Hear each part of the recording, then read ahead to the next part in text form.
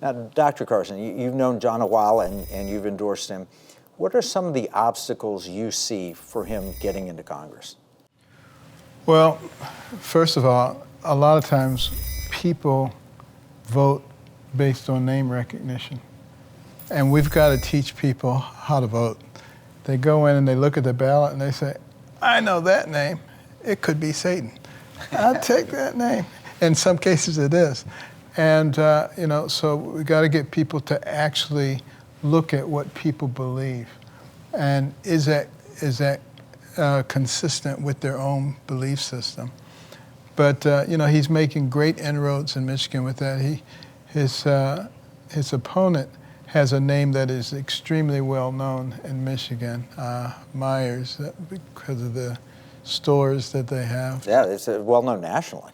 Yeah, well known. And but I think if people go back and look at his voting record and look at the policies that he advocates, they would probably not be so enamored with the name.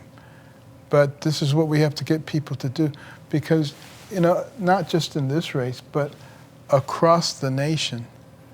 When Benjamin Franklin came out of the Constitutional Convention and a woman said, what do we have here, a republic or a monarchy? He said, a republic if we can keep it.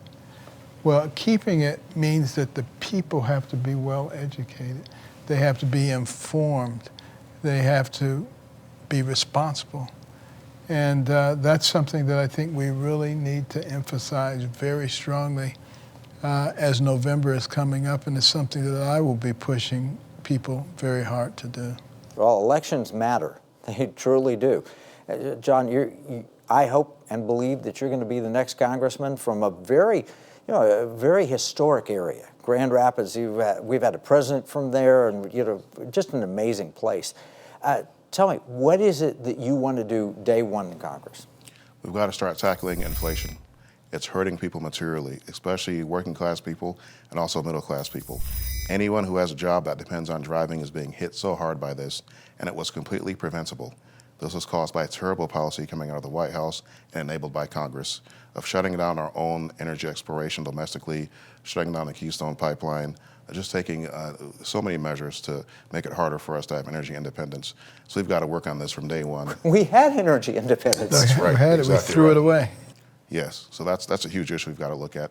Then it's not just gas prices, but overall inflation. By the huge money printing we see happening, Biden's omnibus bill that he passed back in March, which my opponent voted for, one of a small number of Republicans that sadly voted for that, enabling this massive spending. There are so many places one can start, but I think having leadership on any of the issues that we see today, even something like critical race theory, we can be a strong voice on that, and then we can also look at what we can do federally in terms of funding or other things to nudge states in the right direction there too. So there's just a wide array of different areas that we can step up immediately on day one. And you look at the way that energy policy energized and empowered Putin. Yes. Because I don't think he would have done what he did if we hadn't given him the keys. That's right. So you can see how those kinds of extremely poor decision making affects the whole world. Well, including after that, not only did we help Putin by getting higher energy prices, cutting down America's ability to develop our own energy, but we're releasing from the Strategic Petroleum Reserve, and some of it's going to China. I mean, it's almost surreal. I mean, you say, we're in an alternate universe where wrong is right and right is wrong and stupid is wise and wise is stupid. I mean, it's unbelievable. And the real question is, can we last long enough with this kind of leadership? I mean, fortunately, we had a very strong base to start from economically. And hopefully that will sustain us for another 2.5 years. Well, we took some body blows with COVID, and now we're taking body blows with bad policies.